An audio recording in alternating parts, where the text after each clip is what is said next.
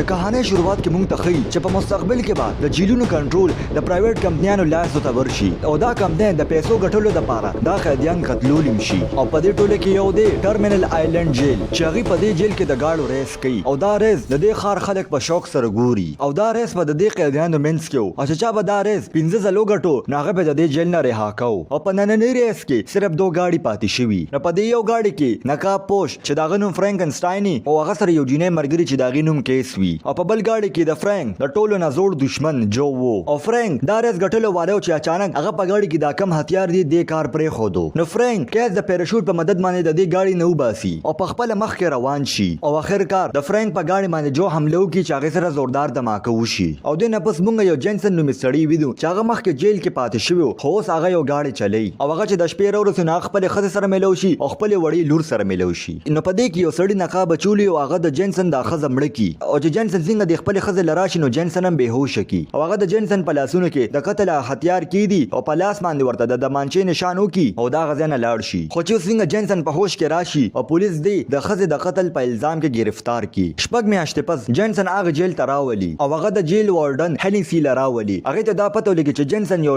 بهترین ډرایور دی او هغه ورته وسوي چې ته بوس نوې فرانکنسټاین جوړیږي اصل کې په اکسیډنټ کې د فرانکنسټاین مرګ وشي خو په دې جیل کې چاته پته نه وي او د خلکو فرانکنسټاین ډیر زیات خوخي ولې چې هغه ډیر زیات مشهور هم وي او کو دوی خبر شو چې فرانک مړ شوی دی نو هغه ته به یو ډیر غټ نقصان وشي د دې د وجه جنسن به ماسک اچي او نوې فرانک په جوړیږي او د دې جیل د اصول مطابق 15 ورځې غټولو نه پس قیدی به رها کیږي او فرانک الریډي سلور ورځې غټلیو نو دې سروز جنسن تم دا یو ډیر ښه موقع ده چې دا یو ورځ وګټي او بیا به آزاد شي خو جنسن خپل ژوندۍ خطر کې اچول نه غواړي نو دې کې دا وارډن وای چې ټیک ده تر اسکول نه غواړي خو ته د خپل لور باره کې سوچو کا چې دا غي پرورش په سوک کوي او ته به ټول عمر لپاره جیل کې پروت نو چې جنسن دا خبره ووري ناغه بوس مجبورن دا ریس کوي او دینه پس د جنسن ملاقات کوچ او داغه کسانو سره وشي چې داغي به د فرانکسټن گاډه سمبالو او دې سره د هر ټیم خپل علاقه وا او دې کې یو ځای دی چې الته د جیل دا وارډنه صدغټ شي تیارولو کار شروع کړی دی او د دې باره کې صرف داغي ټیم ته پتا وا او په دې کې کوچ جنسن ته دا گاډي خي چې پای کې ډیر خطرناک هتیار لګیدلی خدا هتیار به صرف د ریس پورز اکټیویټ کیږي او د دې جیل نه تښتیدل هم ناممکن وو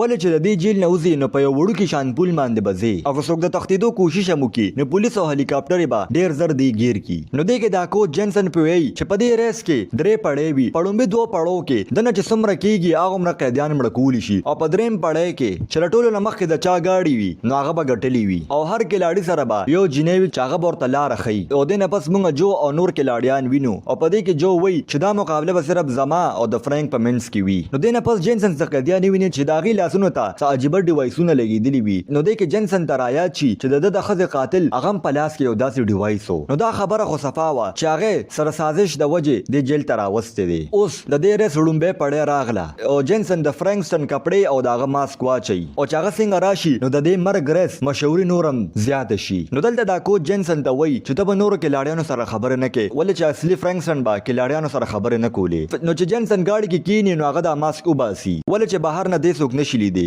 او کیس تم د دراز واره کې پتا وا او اوس دا ریس شروع شي او ریس چې څنګه شروع شي نو دا کې لاړیان د یو بل گاډي اړول کوشش کوي خو د کیس په مدد باندې جنسن مخ کې وزي او په دې کې کیس جنسن ته یو شارټ کټ وخی چې په دې سره داغه پوزیشن په 1 نمبر شي چې او دې سره یو ډال چې پاغي باندې د توري نشان وي او هغه ورته اون کې د دې مطلب دا چې اوس هتیار چلول شي دي او چې کم گاډي په دې تیریږي نو داغه د هتیار به اکټیویټ شي او دلته اوس په دې ټریک باندې هر طرف ته ډزي شروع شي اچانک یو د مرګ هتیار په دې لار کې ودري او کم گاډي چې دې سره ټکرو شي هغه به تاس نس شي دنه پس جنسن چې د هتیار څنګه چلول شروع کوي خو دې کې چې دا کم ماشين گنز دي دا بیا هم کار نه کوي خو کیس د دې گاډي د پاسه دا هتیار ټیک کوي نو په دې کې په دې باندې د هر طرف نه ګولې شروع شوي نو جنسن په دې گاډي یو ډرفټ وای او کیس بچ کی نو جنسن چاته د گاډي ډال اون کی خدا ډال ودا ګولې ډیر وخت پورې دا گاډي بچ نه کی او هغه یو دماغو کې یو گاډي والوزي او د جنسن مقابله جو سری وي او هغه وخت یو پچینکو نومي ډرایور راشي او جنسن ته هغه تمانچه اشاره وکي چې کم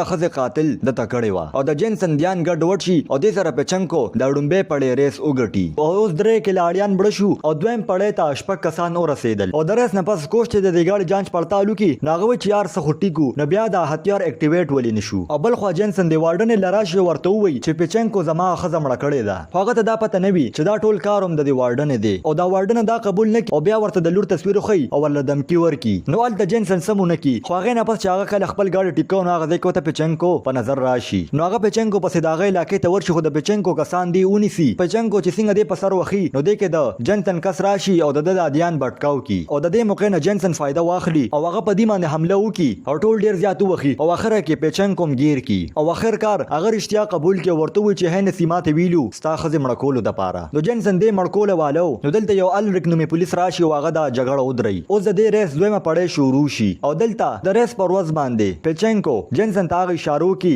او چیړي جنسن په داسر وګو نګري او دا ریس شروع شي خو جنسن ډیر رو روان وي نو جنسن د دې کیس نه تاسو کی چې هغه پر اشتیا باندې فرانک مړ کړو ولې چې د دوه ریسونو نه دا هتیار اکټیویټ شوی نه دي نو جنسن ول دمکی ورکی چې زبر دا گاډي بلاست کم نو کیس وته دل درشتیا شروع کی چې ما د دې گاډي هتیار بند کړیو ولې چې هنسي نه غوستل چې فرانک دا ریس وګټي او رها شي خو داغه پلانم فرانک مړ کولو نو فرانک په خپل د ریس د غټلو لالچ کې مړ شو نو دې سره جنسن دا گاډي تیز کی او دې ځل د مقابله پیچنکو سری وی او هغه د هتیار چلولو هغه پړې پار کی نو دلته ورته کیس وی چې ته مخ شوي نو دا هتیار بسنګ چلے خو دلته جنسن وته بل سوچ کړي هغه په دې گاډي ډریفټ وی او دا گاډي الټه کی او په پیچنکو باندې یو شاندزي شروع کی او دې سره جنسن دا گاډي واپس سیده کی هغه شاته ډیر تور لوګي پریخي وی چې هغه سره د پیچنکو اکسیډنټ وشي او جنسن د دې گاډي نه راکوشي او پیچنکو لا سټواړي او مړی کی او هغه سره د خپل خزه بدلم واخلي او اوس د جو مقابله جنسن سری وی او اوس هنسي خپل رازم کار کی او دا یو خطرناک ټرکی چې هغه هر طرف ته هتیار وی او دراتلو سره هغه په دې ریس کې دوه گاډي موالوزي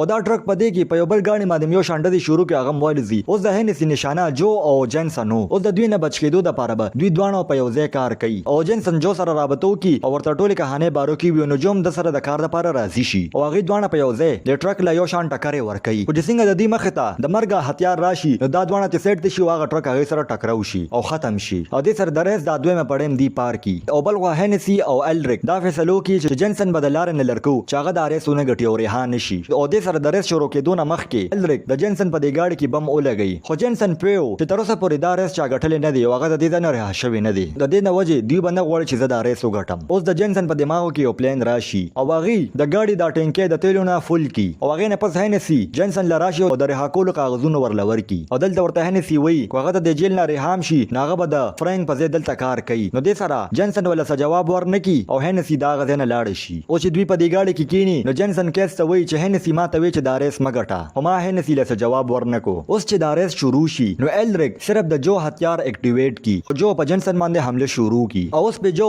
راکټ مر پری دی خو جنسن په چل باندې ځان دینه بچ کی او دا راکټ په دیوال باندې لګي واغه دیوال مات شي او اصل کې جو او جنسن دوی دا پلان کړو چې دا راکټ په یو ځای باندې پریدو او د سره دغه دیوال چې څنګه مات شي او دې دوانه د دې جیل نه وتختی نو هنسي چې څنګه دا وګوري نو هغه په خپل د پولیس پوجو لګي او هغه چې د دې بم دا بټن څنګه وای خو دا بم بلاست نشي په اصل کې کوچ د دې گاډي نه مخکې دا بم وستیو او بل خو جنسن او جو هغه پول تورسي خو پولیس دوی په ډیر نږدې شوی اوس جنسن بل پلان شروع کی اگر ټینګ نه هغه تیل لیک کی چې دې سره شاته غټه دماکه وشي او اخر کار دوی دا پول پار کی او دوانه بیل لار مانجوزي خدلته هلیکاپټر جنسن پس شاته لګیدلیو او دلته کیسم د جنسن د مدد کولو فیصلو کی ولې چې هنسي هغه لم د رهایی کاغذونه ورکړیو او دلته جنسن د دې گاډي نه ټوپ کی او کیس داغه په ځای گاډي کې کینی او لږ وخت پس د هلیکاپټرو د دې گاډي مخه ته د اور دیوال ودري چې سره دا ځان دوی ته په حواله کی خو هغه پورې کیس د فرانک هغه کپڑے او ماسک اچولیو نو د پولیس والو دا جیل ته بوتله او جنسن جو سره وتختی او بل وا هنسي او الریک هغه ډیر زیات خوشاله او هنسي له یو تحفه راشي چې هغه تحفه څنګه کولو کې نه پاغه کې هغه بم وی او دا غیر ریموټ کوټ سری وی هغه د دې بټنه دباو کی او د سره هغه دوانه پاغه بم کې والوزي شپږ میاشتې پس جو او جنسن د گاډو کار شروع کړي او هغه تخپل لورم ملو شي او کیسم رها شوی او د سره دا کہانی ختم شي کو تاسو دا کہانی خوښ شوی نو دا ویډیو در سره لایک کې او چینل در سره سبسکرایب کې